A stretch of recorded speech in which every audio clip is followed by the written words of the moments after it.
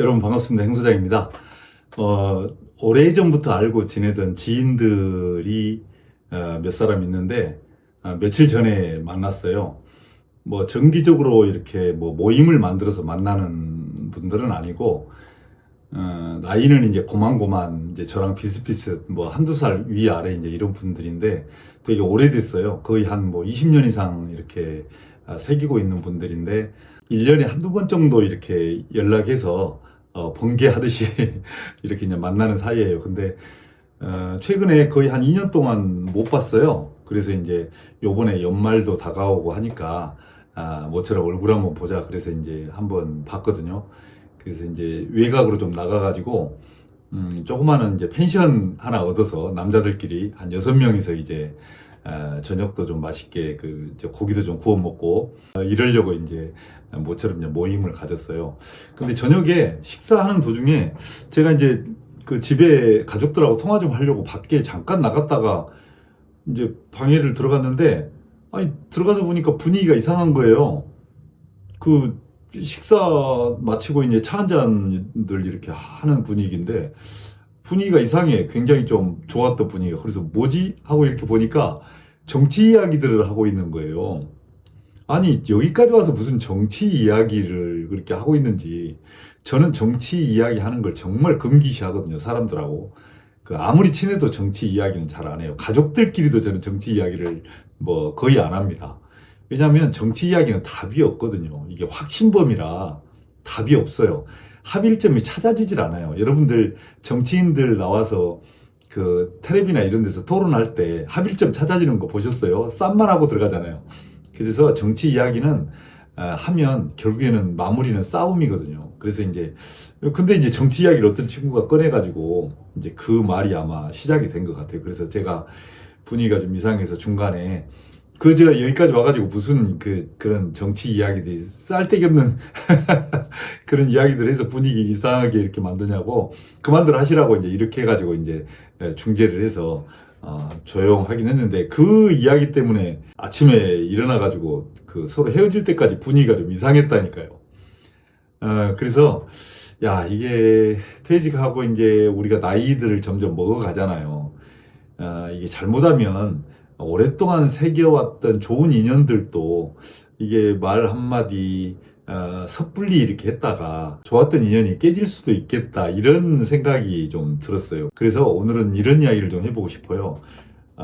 나이 먹어가면 갈수록 특히 퇴직 이후에 이렇게 지인들끼리 만나가지고 입 밖에 절대 내서는 안 되는 이야기들 이거 한 6가지 정도 저는 이거를 정말 잘 지키고 있다고 생각을 하거든요. 여러분들도 한번 참고하셨다가 나중에 혹시 지인들 좋은 지인들하고 만나셨을 때 이런 이야기는 웬만하면 하지 않으시도록.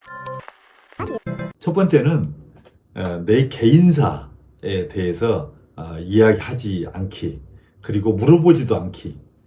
무슨 말이냐면 우리가 이제 이 나이가 이 정도 되면 세상을 이제 어느 정도 산전수전 다 겪으면서 살았잖아요. 그리고 젊었을 때는 사실은 삶의 방법이나 또 방향이나 이런 것들이 거의 비슷해요. 수준도 삶의 질도 좀 비슷하고. 그런데 이제 나이가 60이 넘으면 삶의 철학이나 삶의 방법이나 환경이나 또는 뭐 경제적인 부분이나 이런 것들도 차이가 나는 경우가 많아요. 의외로. 그래서 삶의 방식이 절대 같지 않습니다. 그렇기 때문에 개인사에 대해서 너무 깊게 이야기하는 것은 별로 좋지 않아요. 근데 어떤 친구들 보면 자기 개인사에 대해서 물어보지도 않았는데 뭐 아주 미주알 고주알 이렇게 속속들이 이야기하는 친구들이 있어요. 나는 이렇게 살고 있다. 내 자식들은 어떻다. 뭐 내 부모님은 뭐 어떻게 한다. 내 뭐 집사람은 어떻다. 근데 또 자기 이야기만 하면 상관이 없는데 또 물어봐. 너는 어떠냐? 니네 뭐 애들은 어떠냐? 너는 뭐 어떻게 살고 있냐? 뭐 집은 몇 평이나 되냐? 또 차는 뭐냐? 또 부모님은 뭐 어디 사시냐? 연세가 어떻게 되셨냐? 뭐 하면서 미주알 고주알 요즘에 뭐 특별하게 무슨 뭐 문제는 없냐? 뭐 이래가면서 마치 생각해 주는 것처럼. 근데 그거 별로 좋지 않습니다. 그래서 저는 사람 만나면 아무리 친해도 내 가정사에 대해서 깊게는 이야기 잘 안 합니다. 그리고 그냥 물어보면 슬며시 흘려가듯이 이야기하고 또 물어보지도 잘 않아요. 또 물어보는 것도 예의가 아니다 싶어서 또 물어본다고 해서 또 뭐 하겠어요. 그것도 깊이 안다고 해서 뭐 하겠어요. 두 번째는 내 자랑도 상대방 봐가면서 하기. 이게 살다 보면 가끔씩 좋은 일도 생기고 그러잖아요. 그래서 그런 좋은 일 생기면 뭐 이렇게 좋은 사람들 만나면 이야기하고 싶어. 나는 이렇게 이번에 좋은 일 있었다. 이렇게 돈 좀 벌었다. 뭐 뭔가 일이 잘 돼가지고 이렇게 좀 업그레이드 됐다. 이런 이야기를 하고 싶어요. 그런데 그것도 사람 봐가면서 해야 됩니다. 제가 어디서 보니까 뉴질랜드 속담인가? 뭐 거기에 이런 속담이 있다는 거예요. 내 슬픔을 같이 슬퍼해주는 사람은 있어도 내 기쁨을 같이 기뻐해주는 사람은 없다. 이거 공감하시죠? 주변에 내가 잘 되고 하는 것을 잘 들어주는 사람도 있긴 해요. 그런데 대부분은 들어주는 척은 하지만 속으로는 별로 좋아하지 않습니다. 이게 좀 너무 냉정한가요? 그래서 진짜 나한테 좋은 일이 있었을 때 그거를 진정으로 축하해주는 사람은 가족들 외에는 별로 없어요. 그래서 여러분들에게 좋은 일이 있었을 때 그거 자랑하는 거 사람 봐가면서 하셔야 돼요. 이 친구가 받아들여 줄 수 있는 사람인지. 괜히 이제 뭐 속으로 자식이 말해 뭐 지자랑한다고 이렇게 뭔가 이제 시기나 해버리고 이렇게 돼버리면 곤란하잖아요. 안 한만 못 하거든요. 그래서 내 자랑도 사람 봐가면서 해라. 세 번째는 부정적인 소문 말하지 않기. 이제 우리가 사람을 알고 지내다 보면 다 고만고만 하잖아요. 그리고 주변에 있는 사람, 내가 이 사람 알면 또 상대방도 이 사람을 알아요. 그래서 다 주변이 서로서로 알고 지내는 사이거든요. 근데 꼭 어떤 친구를 보면, 이제 나하고 이 친구만 아는 사실이야. 이 친구에 대한 좀 안 좋은 소문을. 근데 꼭 이야기를 해줘. 뭘 알려준다는 식으로. 너한테 뭐 중요한 사실을 비밀을 알려준다는 식으로 야 뭐 어디 갔더니 네 이야기를 이렇게 하던데 너 뭐 그런 사실이 있냐 뭐 이래가면서 지난번인가 언젠가 한 번도 제가 모임을 한번 갔었는데 이 친구가 소갈머리 없이 그 옆에서 맛있게 식사하고 있는 친구한테 야 너 지난번에 어디 가니까 이런 이야기가 나오던데 너 가서 뭐 그런 실수한 적 있냐 이렇게 또 물어보는 거예요.